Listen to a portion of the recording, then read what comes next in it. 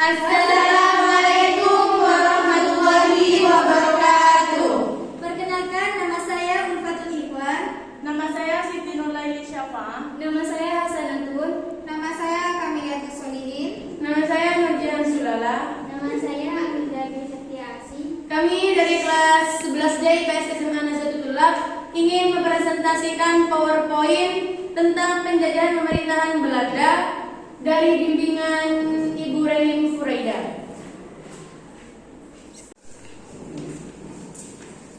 Masa penjajahan pemerintahan Belanda. Penjajahan Belanda tak lepas dari sejarah kebangkrutan VOC yang sebelumnya membukti industri dagang di Nusantara. Pada akhir abad ke-18, yaitu abad kebangkrutan VOC di Nusantara dan setelah kekuasaan singkat Britania di bawah pimpinan Thomas Stanford Raffles, pemerintah Belanda mengambil alih kepemilikan VOC tepatnya pada tahun 1816. Tahun 1830, sultur atau sistem tanam paksa mulai diterapkan. Dalam sistem ini, para rakyat pribumi dipaksa menanam hasil perkebunan yang menjadi permintaan pasar dunia, seperti teh, kopi, dan lain-lain. Hasil perkebunan itu kemudian diekspor berbagai negara. Sistem tanam paksa ini membawa kekayaan yang besar pada para pelaksananya, baik pihak Belanda maupun Indonesia yang menjadi pemilik tanah, namun tidak bagi para pekerjaannya. Para pekerja tanam paksa dirampas hak-hak kebebasannya untuk bekerja tanpa henti. Pada tahun 1848, tanam paksa mendapat kencaman melalui perdebatan parlemen Belanda. Juga tulisan-tulisan yang mengkritik terang-terangan praktik tidak manusiawi itu. Pada tahun 1870, 40 tahun pelaksanaan tanam paksa, Belanda memperoleh keuntungan sebesar 823 juta gulden. Keuntungan ini digunakan untuk membangun perdagangan dan pelayaran yang lumpuh, pembangunan industri yang macet, dan perkaya pemilik pabrik. Politik kolonial liberal 1870 sampai 1900. Kemajuan perdagangan Belanda diperoleh dari keuntungan penjualan hasil perkebunan tanam paksa. Keuntungan itu dimanfaatkan Belanda untuk memajukan bidang industri, pelayaran, dan perbankan. Pihak Belanda menikmati hasilnya, sementara penduduk menderita karena beratnya pelaksanaan tanam paksa. Golongan liberal kemudian merupakan mengadakan perubahan antara lain dengan mengeluarkan peraturan anggaran dalam undang-undang. Dengan keluarnya peraturan pemerintah tahun 1845, maka politik kolonial diatur secara liberal, penyelewengan dan penekanan mulai berkurang, termasuk praktik tanam paksa yang ikut dihapuskan. Ide liberal mendorong usaha perseorangan. Pemerintah tidak berhak ikut campur tangan paksa, kemudian diganti dengan sistem kerja bebas. Kepentingan politik liberal membawa dampak ekonomi di koloni dengan didirikannya infrastruktur, dan keuntungan pun diperoleh dengan mudah. Dengan dikeluarkannya Undang-Undang Agraria tahun 1870, maka politik liberal diberlakukan untuk undang-undang ini pada dasarnya melarang penjualan tanah kepada orang asing. Tetap mereka hanya diperkenankan penyewaan dalam waktu 75 tahun. Politik kolonial etis 1900 sampai 1942. Van de Venter, seorang tokoh liberal Belanda, mengatakan bahwa Indonesia telah berjasa membantu pemerintah Belanda memulihkan keuangannya. Dalam majalah De Guild terbitan Belanda, Van de Venter menyebutkan bahwa jutaan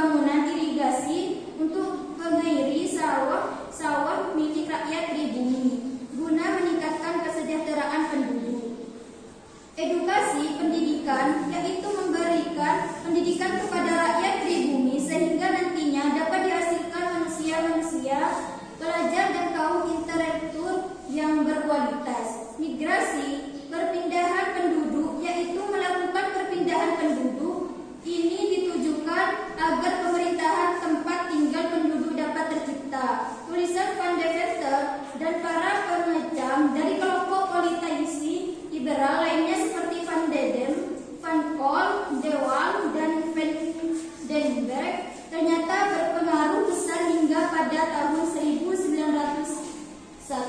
Ratu Wilhelmina mengumumkan pernyataan bahwa diperlukan suatu penyelidikan terhadap kesejahteraan rakyat pribumi di atas kepentingan yang lain. Ia juga menjadi penentang kemiskinan akibat tanah paksa yang terjadi di Jawa. Penerapan politik etis. Kebijakan politik etis yang diajukan oleh Van de Venter adalah suatu gagasan yang baik. Namun dalam penerapannya ternyata tidak sejalan dengan apa yang digagaskan. Banyak terjadi penyimpangan dan penyelewengan terhadap sistem trias politik oleh para pegawai kolonial Belanda.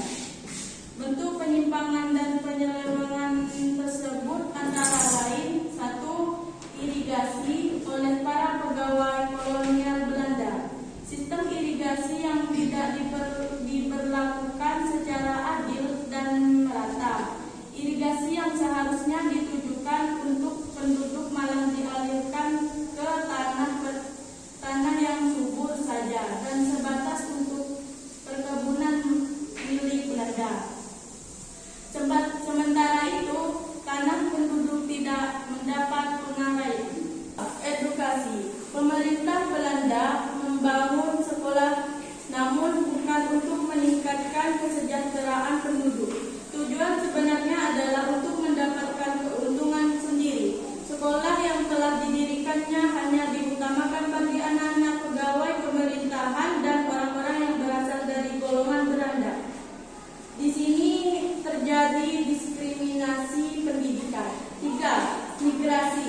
Migrasi penduduk di daerah Pulau Jawa yang masih jarang penduduknya hanya dilakukan ke daerah perkebunan swasta yang dimiliki Belanda. Ini bertujuan agar penduduk yang bermigrasi ini dapat menjadi pekerja perkebunan tersebut. Perkembangan kolonialisme Inggris di Indonesia pada tahun 1811 sampai 1816. Inggris atau negara dengan julukan The Black Country banyak sekali industri, merupakan salah satu negara yang pernah menjajah di Indonesia, Nusantara saat itu. Sebuah pendudukan atau penjajahan yang dilakukan oleh sebuah kekuatan besar suatu negara terhadap negara atau daerah lain tentu memiliki sebab atau latar belakangnya. Continentalstelsel merupakan kebijakan yang dikeluarkan oleh Perancis pada masa Napoleon. Kebijakan tersebut dikeluarkan untuk memblokir perdagangan Inggris di Eropa. Kebijakan diterapkan pada tahun 1806. Pada saat itu Inggris merupakan negara industri yang sedang berkembang pesat sehingga membutuhkan daerah pemasaran yang luas.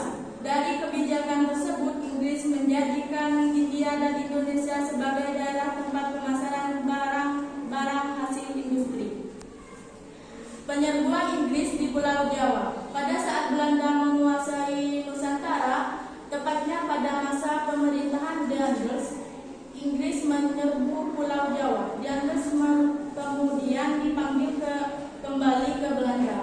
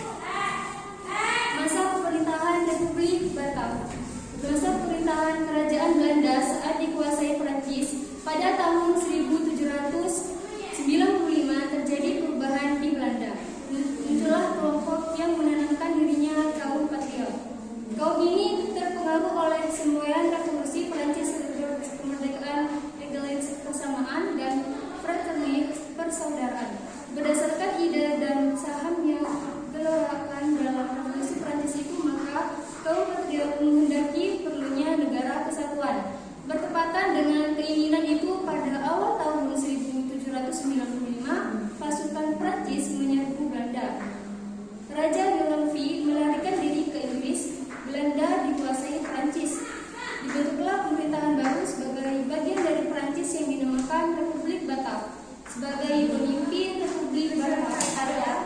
Terus dibentuklah pemerintahan baru sebagai bagian dari Prancis yang dinamakan Republik Batak.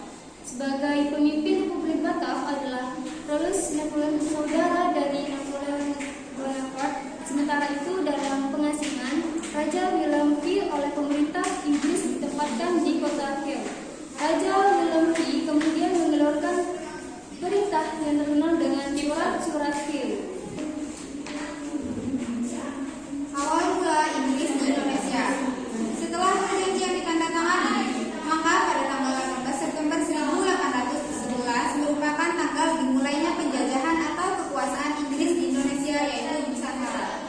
Thomas Stamford Raffles kemudian diangkat menjadi pengusaha oleh Lord Minto, Raja Muda. Pusat pemerintahan kolonialisme Inggris di Indonesia berada di kota Batavia. Setelah menjadi penguasa baru di India, Raffles kemudian melakukan langkah-langkah agar kedudukan Inggris di tanah jajahan lebih kuat. Raffles berpegang pada 3 prinsip dalam rangka untuk menjalankan pemerintahannya. Pertama, segala penyerahan wajib dan juga kerja di roda dihapuskan, kemudian digantikan dengan penanaman bebas oleh rakyat. Yang kedua, para bupati dimasukkan bagian pemerintahan kolonial dan pungutan pajak yang dilakukan oleh bupati dihapuskan. Yang ketiga, dalam kegiatan penanaman bebas, tanah merupakan milik pemerintah dan rakyat atau petani penggarap dianggap sebagai penyewa tanah. Yang terakhir, dominasi pemerintahan kolonial Belanda di Indonesia